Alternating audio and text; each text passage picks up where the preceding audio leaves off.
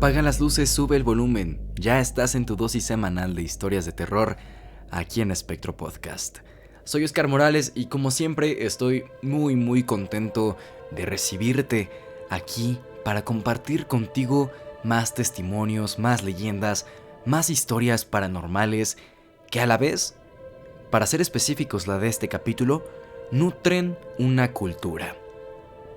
El día de hoy vamos a estar visitando una de las leyendas más entrañables de México, una de las más sonadas, una de las más carismáticas incluso en ese sentido.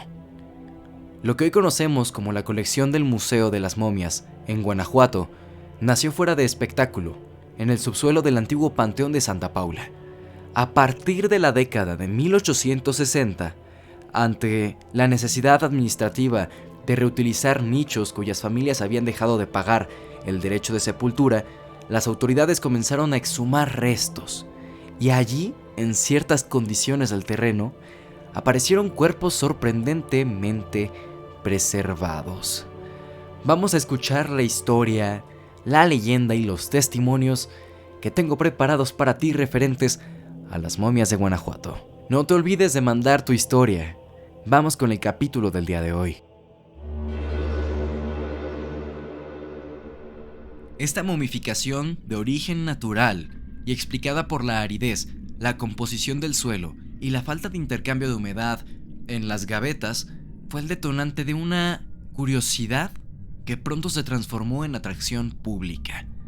El primer caso emblemático suele identificarse con el médico francés Rémy Leroy, cuya exhumación en 1865 marcó el inicio de hallazgos que, con el tiempo, se agruparían en lo que hoy se exhibe como una colección. Desde finales del siglo XIX hasta el siglo XX, los descubrimientos continuaron y entre exhibiciones clandestinas, visitas a las catacumbas y la creciente fascinación popular, surgió la necesidad de elaborar un espacio museográfico formal. Hoy la colección suma más de un centenar de cuerpos, entre hombres, mujeres y niños, que han pasado de ser fenómenos locales a piezas de interés turístico e incluso en niveles internacionales. El museo tiene registro institucional de su fundación entre finales de los años 60 y los primeros años de los 70. Su presencia en la ciudad ha sido constante, aunque no exenta de críticas y debates sobre la ética de exhibir restos humanos. Estas críticas no son menores. Especialistas y organismos culturales han llamado la atención sobre la dignidad de los cuerpos, la necesidad de protocolos científicos y de conservación, y el papel del Estado en garantizar un tratamiento respetuoso. Al mismo tiempo, las momias han inspirado literatura, cine y leyenda, y se han convertido en un símbolo ambiguo, atracción turística y reclamo ético, que siguen generando polémica. A continuación, te pido me acompañes a escuchar la leyenda fantástica de las momias de Guanajuato. La gente del lugar cuenta que cuando se comenzaron a abrir las criptas del viejo Panteón de Santa Paula, los sepultureros no solo se toparon con cuerpos conservados, sino con rostros retorcidos, congelados en expresiones de miedo absoluto. Muchos juraron que algunos cadáveres parecían haberse movido dentro de su ataúd. Uñas quebradas, manos crispadas, bocas abiertas en un grito que nadie escuchó. Con el tiempo, se dijo que varios de ellos habían sido enterrados vivos, que en aquel siglo, sin los recursos médicos ni los procedimientos de ahora, bastaba una respiración débil o un pulso imperceptible para que declararan muerto a alguien. Y así, algunos cuerpos despertaron en la oscuridad, encerrados en cajas de madera sin aire, sin escape. La asfixia, dicen, fue su condena, y sus rostros, el testimonio del eterno terror. Cuando los trabajadores del panteón comenzaron a desenterrarlos, el miedo se apoderó del lugar. Habían cuerpos tan intactos que parecían dormidos. Otros, con la piel seca y amarillenta, conservaban aún mechones de cabellos o tela de su mortaja. A uno lo llamaban el médico, a otro el ahogado. Pero hubo uno más, el más recordado, el francés, Remigio Leroy. Su historia se volvió el origen de todo. El extranjero que llegó a morir a Guanajuato y cuyo cuerpo fue hallado años después casi completo, con el gesto severo y los ojos entreabiertos. Los sepultureros decían que cada vez que lo sacaban de la gaveta, una corriente helada recorría el panteón, como si él aún supiera que había sido profanado. Con los años, la gente comenzó a visitar el lugar por curiosidad, primero de manera discreta, pagando unas monedas a los vigilantes para que les mostraran las momias escondidas entre las gavetas. Pero luego, el morbo se convirtió en costumbre, y la costumbre en un negocio. El panteón se volvió museo, y los muertos, espectáculo. Familias enteras posando frente a los cuerpos, niños corriendo entre vitrinas, y el silencio de los que yacían allí empezó a sentirse más pesado, como si aquel descanso interrumpido cobrara su deuda. Cuentan los vigilantes más antiguos que al cerrar el museo, el aire cambia, que en las noches de lluvia el agua se filtra por las grietas del panteón y se escuchan golpes suaves, rítmicos que vienen desde dentro de los ataúdes, como si alguien los llamara. Una historia muy popular entre los guías locales dice que una vez, hace décadas, una de las momias, una mujer joven, fue trasladada temporalmente a otro recinto. Durante la madrugada, los encargados de transporte juraron que el cristal del féretro se empañó y que sobre el vidrio apareció la marca de una mano. La creencia popular sostiene que las almas de estos cuerpos no descansan porque fueron arrancadas de la tierra antes de tiempo, que el precio de su conservación fue la pérdida del descanso eterno, y que el panteón entero se convirtió en un limbo entre el pasado y el presente, donde los muertos no se marchan, pero tampoco viven. Por eso Guanajuato, cuando alguien pasa frente al museo al caer la noche, suele persignarse, no tanto por fe, sino por respeto. Porque muchos visitantes se dirigen a este museo a ver a las momias como simples figuras y no como lo que un día fueron. Lo importante es que los lugareños saben la verdad. Es así que te quiero compartir un testimonio que navega por la red de internet, escrito por un ex vigilante del Museo de las Momias de Guanajuato. Te pido me acompañes a escuchar esta valiosa historia. Lo primero que quiero decir es que yo nunca fui de esas personas que buscan asustar a la gente. Trabajé años ahí porque necesitaba trabajo. Entré joven, con la idea de ganar unas buenas horas extra y poca cosa más. Pero lo que vi y oí en la noche cambió muchas cosas en mi vida. Cuando empecé, la noche me agarró desprevenido. De día el museo era otra cosa. Turistas, risas, guías explicando con voz alta, cámaras por todos lados. Pero cuando cierras la puerta y apagas las últimas luces, se siente como si te dejaran solo en otro mundo. No es dramatizar. El aire de verdad cambia. La temperatura baja y hay una quietud que pesa. Las primeras noches pensé que eran ruidos del edificio, tuberías, puertas que se contraen, viejas maderas, pero en una madrugada, como a las 3, escuché lo que muchos conocen como los golpecitos. Era un golpe pequeño, como alguien tocando una mesa con los dedos. Al principio lo ignoras, piensas seguro es afuera, algún coche, una rama, pero los golpes venían desde adentro, desde el pasillo donde están las vitrinas. Me paré, me acerqué despacio con la linterna y nada. La linterna barría el vidrio, las etiquetas, las momias, todo en calma. Entonces, justo cuando iba a voltearme, sonó otro golpe y lo sentí más cerca, como si alguien golpeara la cara interna de la vitrina. Esa noche les puedo garantizar que no dormí.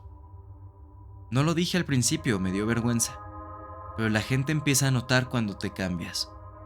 Te ven más serio, más callado.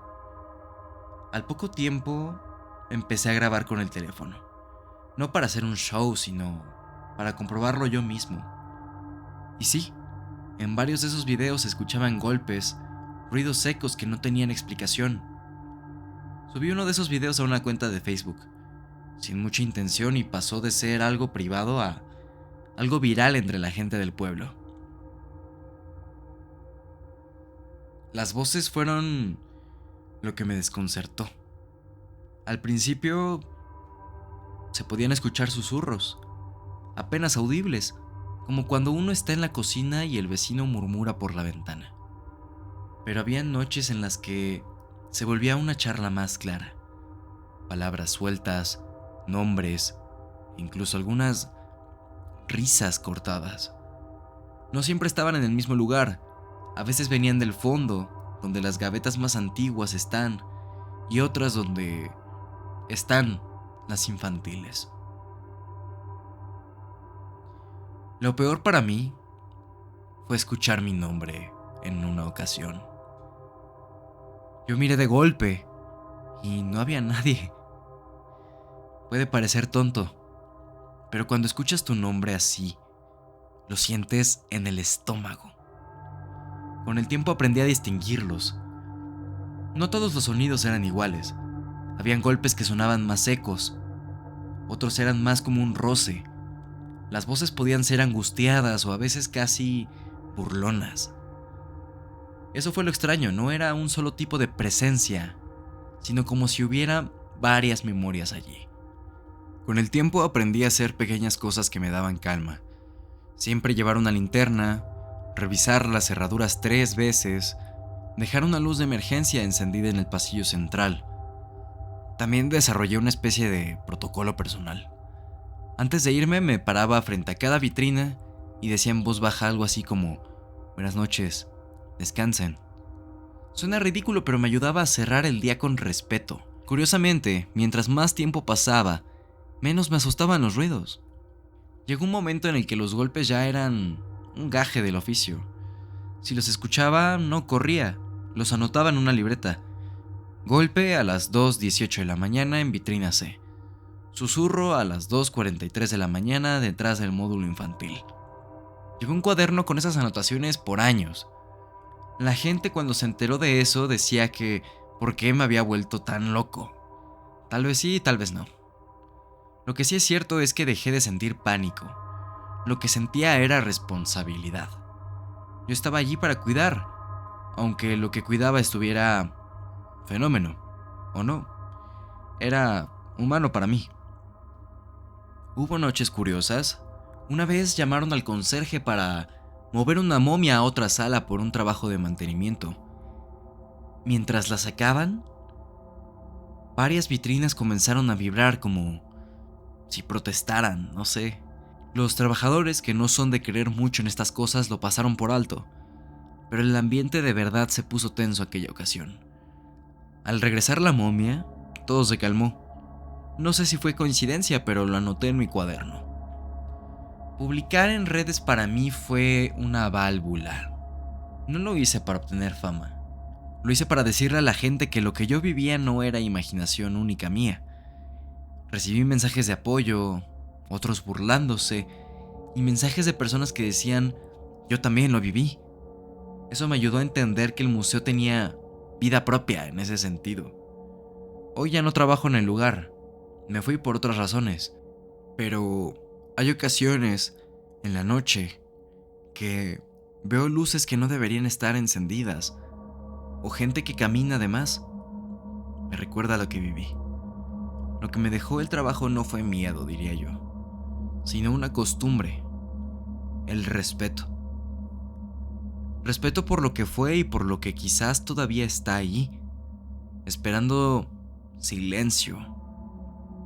Si alguien me pregunta si creo en los fantasmas, respondo que no lo sé con certeza. Lo que sí sé es que hay cosas que trascienden una explicación inmediata.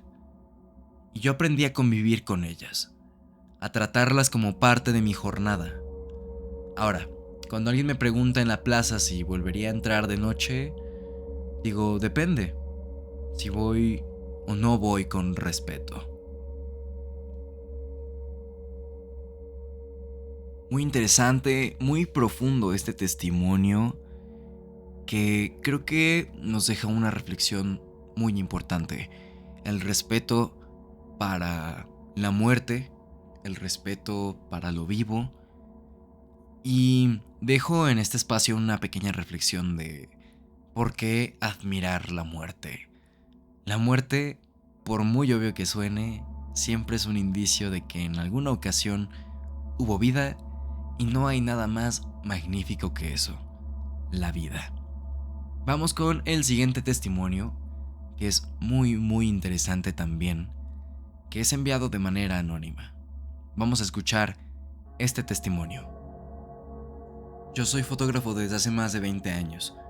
He trabajado en bodas, museos, incluso en hospitales.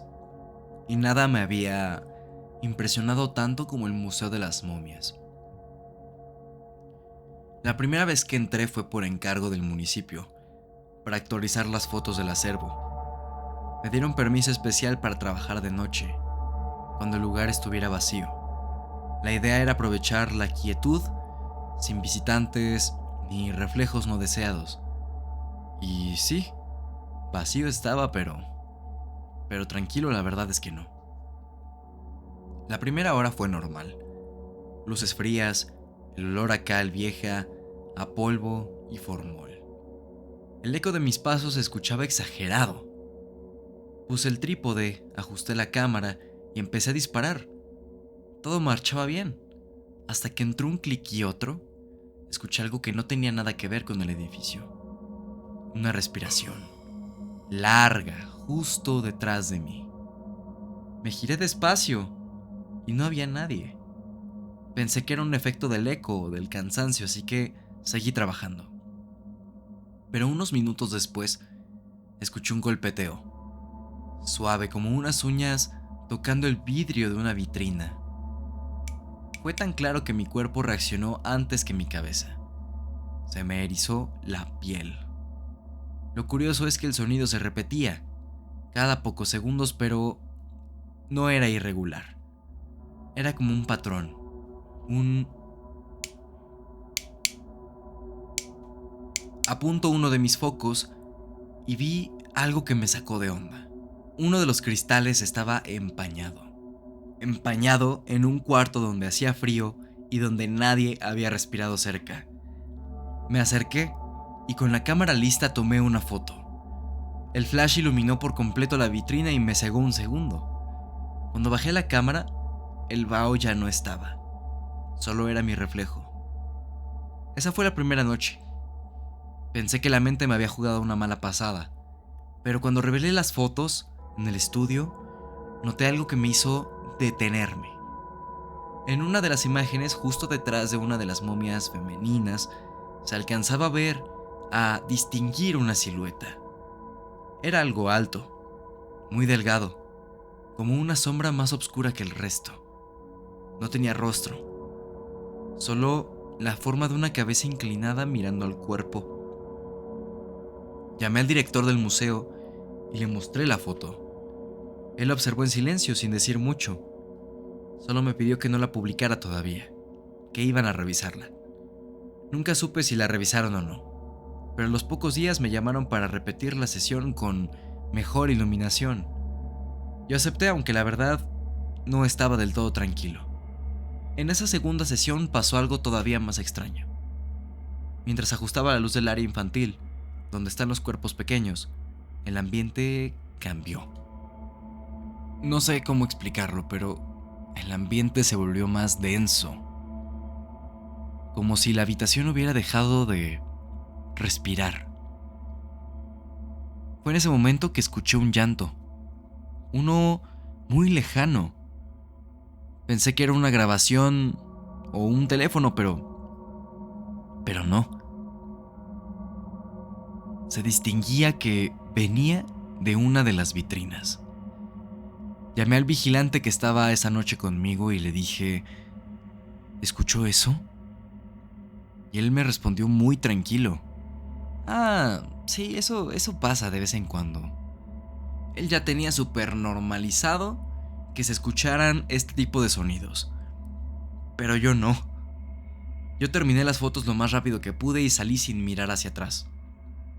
Al día siguiente revisé las imágenes en alta resolución, cuadro por cuadro. En 2 de ellas, en las mismas vitrinas de donde había yo escuchado estos sonidos, se reflejaban unas luces.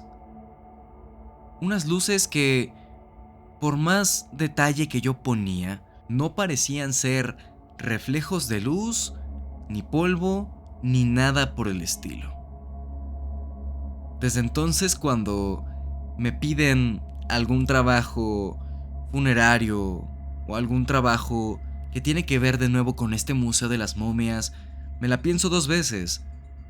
No porque me asuste, sino porque siento que de algún modo uno termina llevándose algo consigo. Durante un tiempo tuve pesadillas. Soñaba con el sonido del flash y los rostros momificados parpadeando. Despertaba yo con la sensación de que alguien estaba parado junto a mi cama, observándome, como en las vitrinas. Nunca supe si lo que vi fue un error de cámara o qué, pero si algo aprendí es que hay imágenes que no deberían de capturarse, porque aunque uno guarde un archivo o las borre del disco duro, siempre algo de eso se queda contigo. Qué gran testimonio.